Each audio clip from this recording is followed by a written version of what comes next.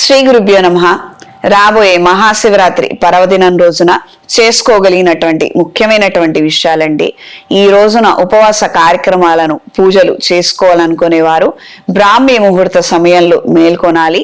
ఈ రోజంతా కూడాను శివనామ స్మరణ, శివ పంచాక్షరి మంత్రం జపం విశేషంగా చేసుకోవడము, శివ పురాణము, కార్తీక పురాణము చదవటము లేదా వినటము చెయ్యండి. మీ శక్తి కొలది పూజాది క్రతువులు కార్యక్రమాలను ఈ రోజున నిర్వహించండి. ఉపవాసం చేయలేని వారు, శరీరం సహకరించిన వారు మీ పద్ధతులు విధానం ప్రకారంగా ఈ రోజున నడుచుకోగలరు. అవకాశం ఉన్నంత మేరకు ఇతరితర విషయాల గురించి కాకుండా ఈ రోజున శివ పంచాక్షరి మంత్రాన్ని విశేషంగా చేసుకోగలరు. శివ పార్వతుల కళ్యాణాన్ని వీక్షించగలరు. సర్వే జన సుఖినో భవంతు.